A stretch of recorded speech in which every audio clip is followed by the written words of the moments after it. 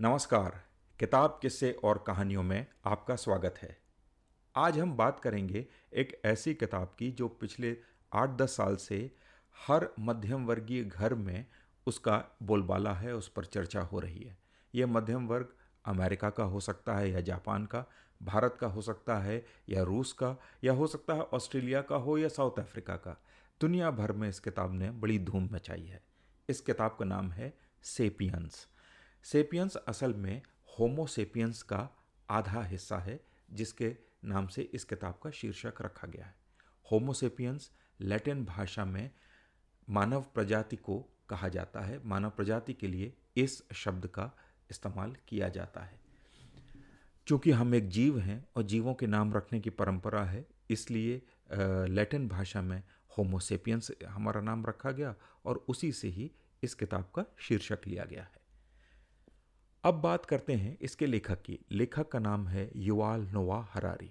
Yuval नोआ Harari Jerusalem की Hebrew university में इतिहास पढ़ाते हैं और उन्होंने इंग्लैंड से अपना पीएचडी करी है और वे एक अच्छे टीचर हैं, वक्ता हैं और लेखक के रूप में तो अब उनकी दुनिया में काफ़ी चर्चा हो रही है। तो सेपियंस में उन्होंने पूरी मानव जाति के इतिहास का वर्णन किया है और उनके हिसाब से उन्होंने जो मानव जाति है उसको, उसके विकास को 4 भागों में बांटा है। पहला भाग है कि जब मनुष्य में सोचने की क्षमता विकसित हुई, और उनका कहना है कि ये जो क्षमता थी उसकी 70,000 साल पहले विकसित हुई है और उस समय उसका जो मस्तिष्क एक शेप में आया, एक रूप उसने लिया, वही रूप आज तक चला आ रहा है। उसमें कोई बहुत बदलाव नहीं हुआ है, न तो उसकी सोच में, न उसके अनुभवों में, न उसके भावनाओं में। और भावनात्मक, आध्यात्मिक और मानसिक रूप से वो 70,000 साल पहले पूरी तरह विकसित हो गया था और सोचने लगा था। इसमें छोटे छोटे ग्रुप में जोड़कर वो काम भी करने लगा। तो शारीरिक रूप से कमज़ोर होने के बावजूद वो दूसरे जानवरों पर भारी पड़ने लगा जो अकेले अकेले घूमते रहते थे। इसके बाद वो कहते हैं कि एक तरीके का खेतिहर क्रांति हुई। खेतिहर क्रांति के मतलब ये कि खेती ने का जो जब खेती की शुरुआत हुई तो लोगों ने फिर समाज को पूरी तरह से उस क्रांति ने बदल दिया। जब लोग घूमने के बजाय एक जगह ठहरने लगे, ठहरने के कारण सेटलमेंट होने लगे। सेटलमेंट जो थे पहले तो छोटे गांव के रूप में थे, फिर बाद में बढ़ के नगरीय सभ्यताएं बनी।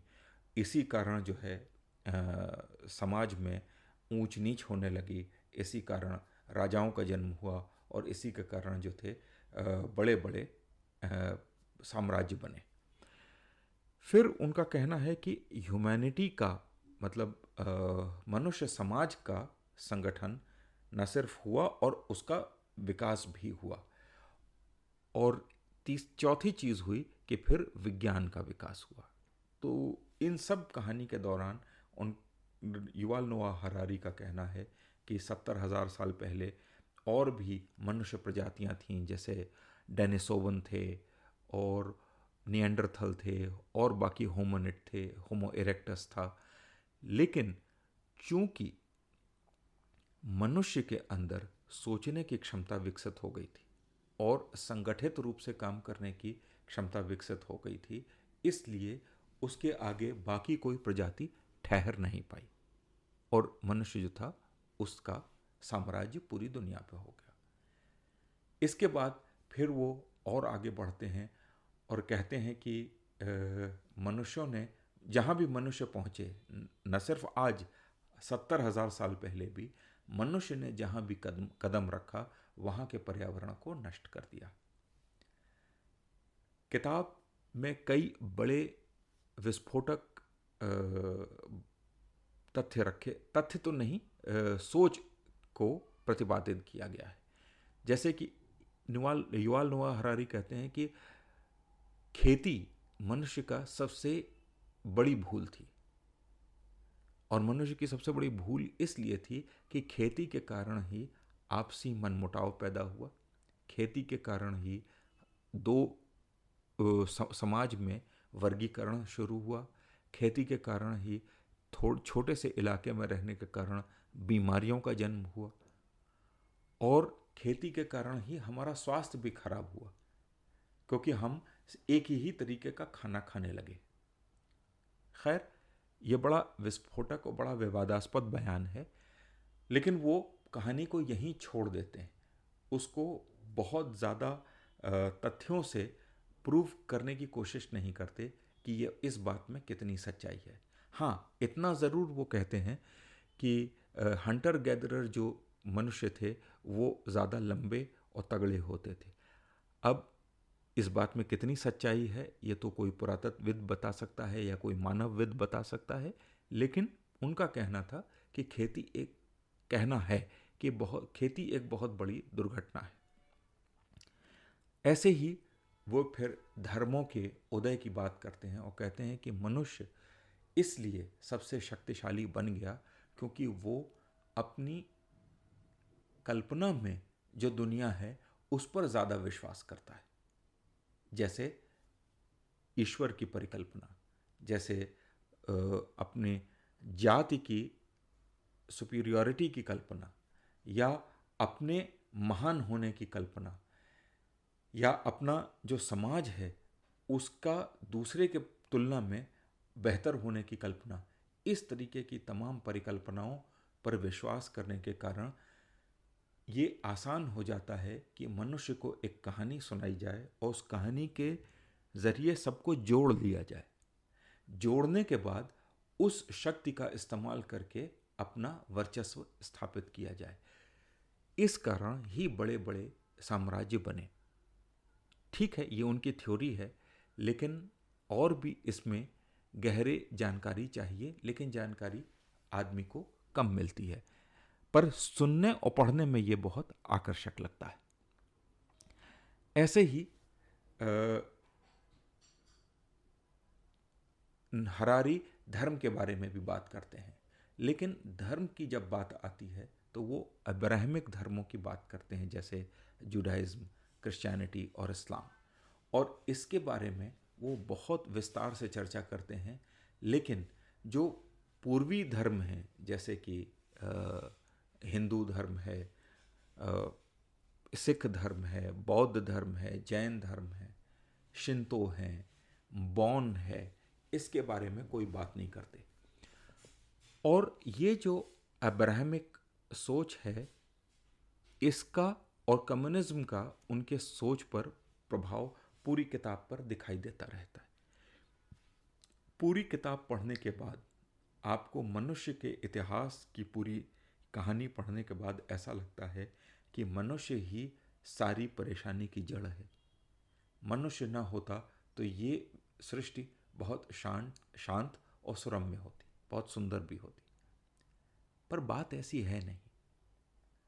मनुष्य जो है, मनुष्य की भी एक भूमिका है। अगर ईश्वर ने मनुष्य को बनाया है तो उसकी एक कोई भूमिका है इस विश्व में।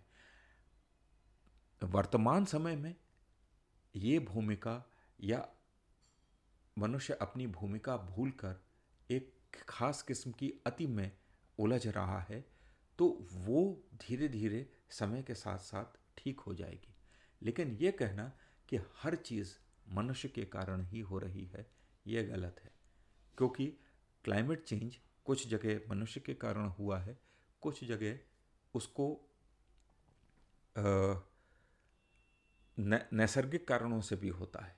और इसके बारे में अब तमाम जो तथ्य सामने आ ही रहे हैं। पूरी किताब पढ़ने के बाद आपको ये महसूस होता है जैसे युवाल नोआ हरारी ये बताने की कोशिश कर रहे हैं कि जैसे जैसे चीज़ें हो रही हैं ये ठीक नहीं हो रही हैं, और कुछ जगह उनके तथ्य जो हैं वो भी सीधे सीधे गलत चीज़ की ओर इशारा कर रहे हैं। फिर भी उन्होंने उन तथ्य को अपनी किताब में शामिल किया है। जैसे एक तथ्य कि उनका कहना है कि 12,000 साल पहले खेती की शुरुआत हुई और उसके पहले तक न तो कोई बड़ा साम्राज्य था, न ही मनुष्य कोई बहुत विकसित था, और न ही वो कोई बड़ी चीज बना पा रहा था। लेकिन 1995 में तुर्की देश के अंदरूनी इलाके में, पूर्वी अंदरूनी इलाके में एक जगह मिली जिसका नाम है गोबेकली टेपे। गोबेकली टेपे की जब खुदाई की गई तो एक बहुत ही विकसित जगह मिली जहाँ पे कि पाषाण काल के बहुत अच्छे अवशेष मिले जो बहुत बढ़िया स्थिति में थे, जिनमें जानवरों को उकेरा गया था, जिनमें कि इस तरीके की उसकी बनावट थी कि आपको लगा कि वो खगोलीय दिशाओं को, खगोलीय स्थितियों को देखकर बनाई गई है। शोध उस पर आज भी चल रहा है। ये खोज 1995 में हो चुकी है। ऐतिहासिक या इतिहासकारों का जो दुनिया है उसमें इस तथ्य को लोग जान चुके हैं। आर्कियोलॉजी में तो, पुरातत्वविद में तो लोग जानते ही हैं, लेकिन इस सच्चाई को सिरे से खारिज कर देना और ये कहना कि नहीं ये सब तो बेकार है और खेती 12,000 साल पहले शुरू हुई, तो इसका तथ्य कहाँ है? किताब में इस बात का तथ्य नहीं दिया जाता। इसमें बस कहा जाता है हाँ 12,000 साल पहले खेती शुरू हुई थी। भाई खेती अगर शुरू हुई थी तो उसका कोई तथ्य भी तो होगा, लेकिन तथ्य तो यहाँ दिया नहीं गया। इस तरीके से ये कई चीज़ें आप इनकी किताबों में देख सकेंगे। युval नोआ हरारी फिर कहते हैं कि इतिहास कैसा भी हो, लेकिन इतिहास जस्ट नहीं होता, मतलब वो न्याय संगत नहीं होता। उसमें कुछ लोगों के संग बहुत अन्याय होता है और यही जीवन का सत्य है। ये डार्विन का वो सोच है कि सर्वाइवल ऑफ द फिटेस्ट। अब भाई सर्वाइवल ऑफ द फिटेस्ट में जो कमजोर है वो तो मारा जाएगा, पर बात ऐसी है नहीं। नेचर में डार्विन ने ये देखा कि सिर्फ सबसे सक्षम ही बच पाता है, लेकिन उसी प्रकृति में लाखों ऐसे उदाहरण हैं जहाँ पे कि कई प्रजातियाँ एक दूसरे के संग मिलकर काम करती हैं, एक दूसरे की मदद करती हैं, और वो डार्विन ने देखने से इनकार कर दिया। वही चीज़ इनके संग भी हो रही है। युval नोआ हरारी उपनिवेशवाद की भी बात करते हैं। उपनिवेशवाद की बात जब करते हैं तो उसमें भी वो डार्विन का जो सिद्धांत है उसको लगाते हैं और कहते हैं कि भाई जो शक्तिशाली है वो तो शासन करेगा ही करेगा और वो अत्याचार करेगा ही करेगा। अब अगर आप कमज़ोर हैं तो अब आप अपना देख लीजिए। पर ये बात सुनने में तो बहुत अच्छी लगती है, लेकिन ये तर्कसंगत नहीं है और ना ही न्याय सम्मत है। पर उन्होंने तो पहले ही कह दिया है कि भाई इतिहास न्याय सम्मत है ही नहीं, ना न्याय संगत है। लेकिन इसके कहने से ऐसा ये नहीं हो सकता कि जिन लोगों ने उपनिवेश बनाए, जिन लोगों ने उपनिवेशवाद को बढ़ाया, जिन लोगों ने उपनिवेशवाद के नाम पे तमाम अत्याचार किए, जैसे भारत ने हिंदुस्तान पर, अफ्रीका पर, और यूरोपियंस ने अमेरिका के जो मूल निवासी थे उनके ऊपर जो अत्याचार किए, वो इससे सही साबित नहीं हो जाते। आप ये कह सकते हैं हाँ ऐसे ही होता रहा है, ठीक है, फिर एक दिन अगर आपके ऊपर अत्याचार होगा तो फिर हिटलर ने जब आपके ऊपर अत्याचार किया था तो वो भी ठीक है, ऐसा होता ही रहता है। लेकिन अपनी बात को सही और दूसरे की बात को गलत, अपने ऊपर अत्याचार जो है उसका तो रोना और दूसरे के अत्याचार को कहना भाई तुम्हारे ऊपर तो जो होता है होता ही रहेगा, ये इस किताब में गड़बड़ है। वैसे भी जब आप पूरे मानव इतिहास की कहानी सुनाएंगे तो कहानी ब्रॉड ब्रश की तरह होती है। मतलब कि एक पेंटर है जो बहुत ब्रॉड ब्रश से पेंट करता है तो उसमें आप उसकी माइन्यूट डिटेल, जैसे कि सूक्ष्म जो डिटेल हैं, बड़ी महीन बातें, वो सब उसमें छिप जाती हैं, आप उसको देख भी नहीं सकते और इस तरीके की उसमें नुक्ताचीनी नहीं कर सकते। लेकिन इनकी इस किताब का ये जो बृहत प्रवाह है, वो प्रवाह की जो शुरुआत है वो इसलिए भी गलत है क्योंकि वो विश्व को कम्युनिज्म के नज़रिए से देख रहे हैं। अब सवाल यह है कि अगर आप विश्व का इतिहास अगर ऐसे ही कहना हो तो ही उसमें बहुत सारे जनरलाइजेशन होंगे, सामान्यीकरण होगा, साधारणीकरण होगा, उसमें बातें बिल्कुल साधारण सी रह जाएंगी। अब अगर उसमें आप अपने कम्युनिज्म का भी छौंक लगा देंगे तब फिर तो बड़ी मुश्किल हो जाएगी। लेकिन युval नोआ हरारी ने ऐसा किया, और किया ही नहीं, उनका एक करना बहुत सफल भी रहा। उनकी किताबें बड़ी तेज़ी से बिकी, वो विश्व में बहुत बड़ी सेलिब्रिटी हो गए हैं, और बिल गेट्स हों चाहे बराक ओबामा हों, वो उनकी बड़ी प्रशंसा करते हैं। लेकिन अब यहाँ पर एक तरीके की नैतिकता है जो कि उनके ऊपर प्रश्न चिन्ह लगाती है। जब इसी किताब को रूस में उन्होंने जारी किया तो रूस के खिलाफ और सोवियत संघ के खिलाफ जो उन्होंने बाहर की किताबों में लिखा था उसके वो तथ्य जो थे हटा दिए। इसका मतलब यह है कि आपने किताब जो है लिखी, लेकिन लिखने के पीछे आइडिया लोगों के ज्ञान को बढ़ाना नहीं था, अपनी बिक्री बढ़ानी थी।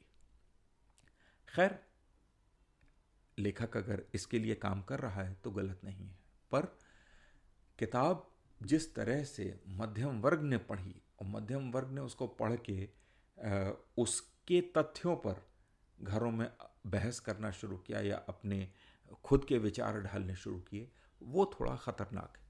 तो जो भी पाठक हैं मैं उनसे यही कहूँगा कि आप किताब ज़रूर पढ़िए, बड़ी इंटरेस्टिंग किताब है, लिखी बड़े रोचक ढंग से गई है, लेकिन उसके तथ्यों पर विश्वास कर लीजिए, पर तथ्यों के आधार पर युval नोआ हरारी ने जो निष्कर्ष निकाले हैं, जो निर्णय निकाले हैं, उन पर ज़्यादा भरोसा मत करिए, क्योंकि उन निष्कर्षों और निर्णयों का उनके तथ्यों से कोई लेना देना नहीं है। जीवन बदल चुका है, नए हजारों तथ्य सामने आ चुके हैं, और उनके तथ्य जो हैं वो उनके जो निष्कर्ष हैं वो उनके तथ्यों के बजाय उनके अपने जो पूर्वाग्रह हैं उनसे ग्रस्त हैं। और इसीलिए जब गहरे वैज्ञानिकों से और इतिहासकारों से पूछा गया कि भाई आपका किताब के बारे में क्या कहना है, तो एंथ्रोपोलॉजिस्ट हैं, मतलब मानवविद हैं, क्रिस्टोफर रॉबर्ट हालपाइक, उनका कहना है कि इससे ज्ञान में कोई खास वृद्धि नहीं हुई है इस पुस्तक से, और इनके तथ्य तो मूल रूप से ठीक हैं, लेकिन जहाँ जहाँ उन्होंने अपनी सोच और अपने निष्कर्ष देने की कोशिश की है वो कई जगह गलत हैं और कई जगह गंभीर रूप से गलत हैं। तो इस बात को हमेशा ध्यान में रखना चाहिए, और इसको ध्यान में रख के अगर आप किताब पढ़ेंगे तो आपको बहुत मज़ा आएगा, क्योंकि किताब लिखी बहुत रोचक ढंग से गई है। और मैं कई बार हैरान होता हूँ उन स्टूडेंट्स की किस्मत पे कि जिन्हें इतना बड़ा सेलिब्रिटी लेखक और इतिहासकार पढ़ा रहा है, पर यही सबसे बड़ा ख़तरा भी है, क्योंकि वो किस तरह से पढ़ा रहा है और रोचकता की आड़ में वो किस तरह से अपने जो पूर्वाग्रह हैं उनको भी बच्चों में डाल रहा है, ये सोचने वाली बात है। फिर भी जो मनुष्य जाति के बृहत्तर इतिहास से अनभिज्ञ हैं उनको इस किताब को एक बार ज़रूर पढ़ना चाहिए। लेकिन इसको पढ़ने के बाद मैं एक बार फिर कह रहा हूँ, अपने कोई निष्कर्ष नहीं निकालने चाहिए, बस पढ़ना चाहिए ताकि एक मोटा मोटा ज्ञान हो जाए कि दुनिया कहाँ से शुरू हुई और किस तरफ जा रही है। तो आज के लिए इतना ही। अगले हफ्ते फिर किसी किताब के साथ मिलेंगे। तब तक के लिए नमस्कार।